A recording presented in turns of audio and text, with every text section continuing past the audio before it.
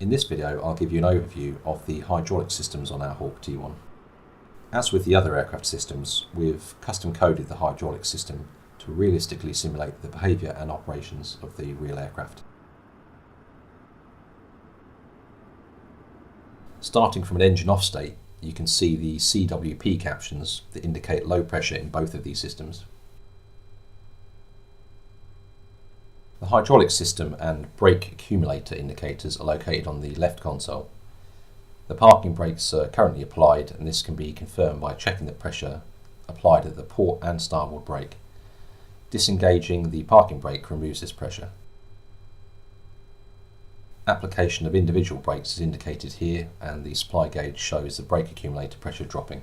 The rate at which the accumulator pressure drops is dependent on the braking force being applied and the recharge rate if the number 1 hydraulic system is available. With the parking brake applied, the pressure will drop over the course of several hours, so the wheel chocks should be used after shutdown. The 2 hydraulic system gauges indicate here that neither system is currently pressurised as the engine is not running. The ailerons and tailplane are hydraulically powered, and we can confirm that the control inputs don't result in a movement of those control surfaces when neither system is currently pressurised.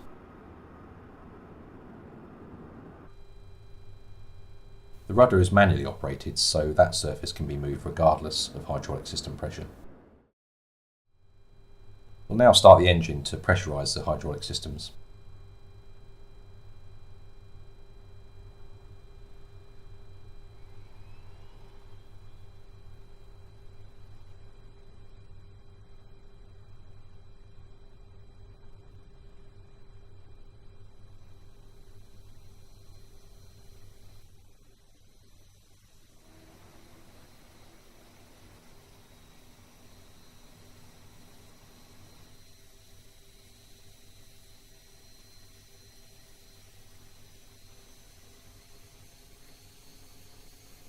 Hydraulic number 1 system starts to pressurise once the engine RPM has risen above approximately 45%. And the associated CWP caption extinguishes as the pressure passes through approximately 41 bar.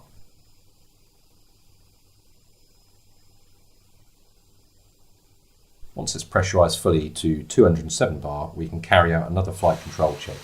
This time we can see that the ailerons and tailplane surfaces are moving.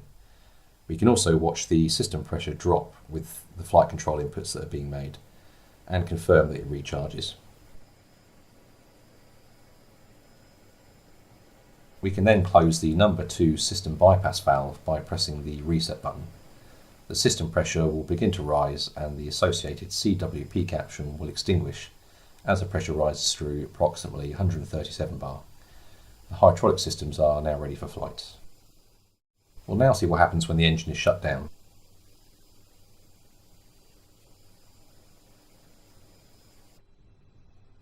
Both system pressures begin to drop as the engine-driven pumps are no longer supplying pressure. The ram air turbine, or RAT, is automatically extended as the number 2 system pressure drops below approximately 103 bar. The ram air turbine then retracts automatically as the system pressure is fully dissipated.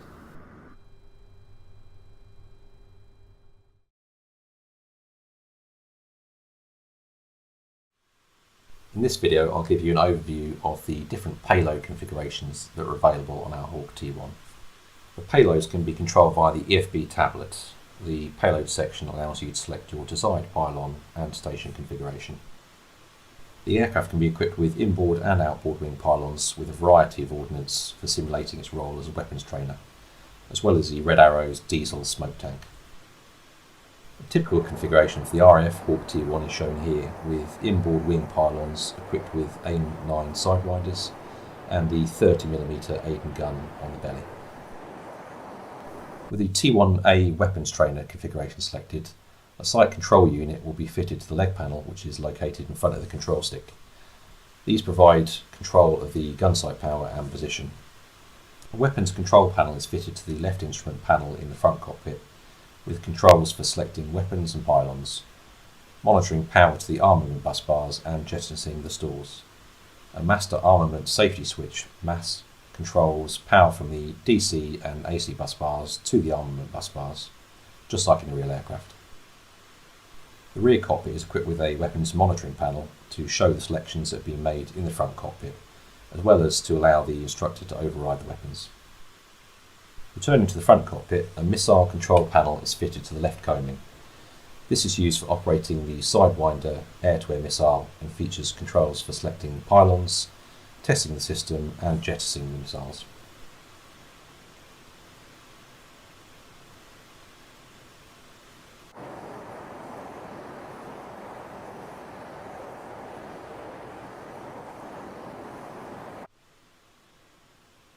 Microsoft Flight Simulator is designed for the operation of civilian rather than armed military aircraft. We've included visual representations of the weapons that the Hawk T1 carried in service, with the associated cockpit controls, indicators and jettison functionality. However, the weapons cannot be fired or dropped from the aircraft, instead simply disappearing from the model. This allows for the recreation of the important weapons training role, but not the combat role. Selecting a different aircraft configuration from the aircraft options section will automatically configure the aircraft with a suitable payload, and the pylons will also be automatically configured based on those selections.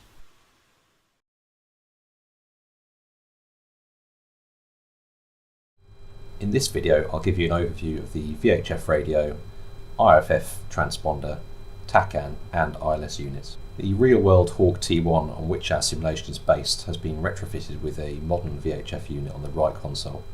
This acts as the primary radio, COM1. An LCD display displays the currently selected mode as well as the information relevant to that mode. Guard mode selects the guard frequency of 121.5 and manual mode allows for the manual selection of standby and active frequencies.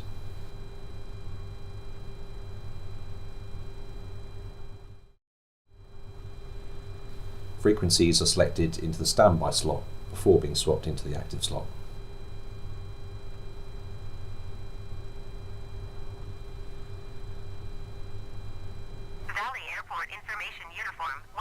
The CCS panel provides control of the COM and NAV radio volumes and identification Morse audio.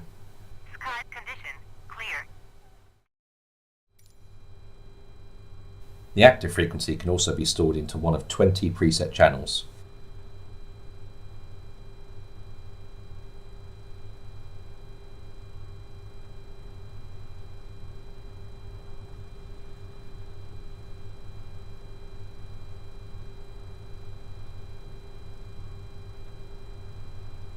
Frequency preset cards located on the coaming are updated in real time to allow you to quickly recall your favourite frequencies.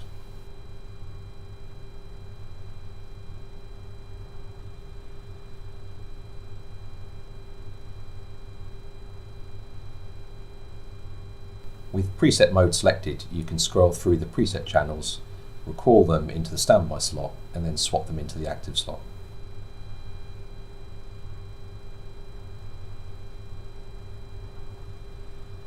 The aircraft is also equipped with a UHF radio on the left instrument panel, which operates in a similar way to the more modern VHF radio. This Hawk has also been retrofitted with the modern IFF unit, which serves as a transponder. Multiple modes and functions are simulated here with full Microsoft Flight Sim transponder compatibility, including the newly implemented ident feature.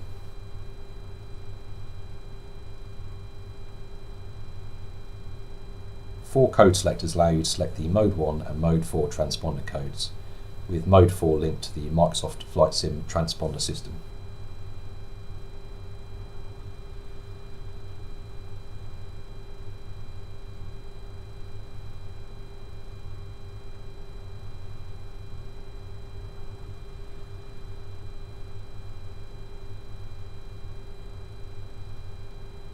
Mode selectors allow you to toggle functions like Mode 3 Alpha and Mode Sierra, with the LCD indicating which modes are enabled.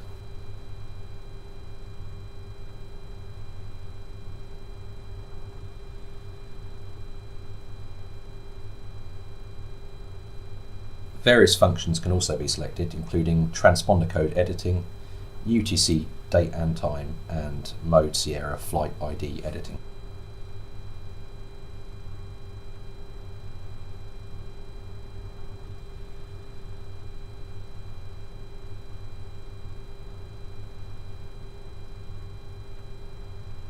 We'll now get airborne to look at the TACAN and ILS units in action. You join me off the North Wales coastline, heading east towards the city of Liverpool. Moving down to the TACAN unit on the right console, we're going to select the TACAN channel for the Wallasey VOR DME, which is 088X, which corresponds to a frequency of 114.1 as indicated by the tooltip. Looking up at the HSI, the navigation mode selector is used to select whether the TACAN or ILS unit is acting as a source for the HSI. With TACAN selected, the bearing to the Wallasey VOR DME is shown by the green arrow. The distance is shown in nautical miles and a traditional course deviation indicator can be used.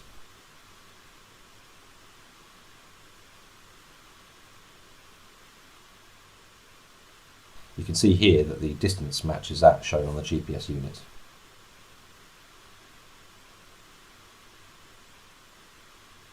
Looking back down at the right console, we can tune in the Honolulu VOR frequency 113.65 into the ILS unit.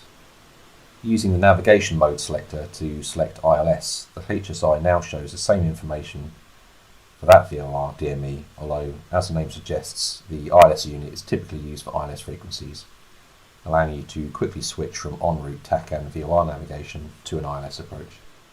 Microsoft Flight Simulator doesn't yet provide full support for TACANs, so this unit can be used for both TACAN and VOR DME stations.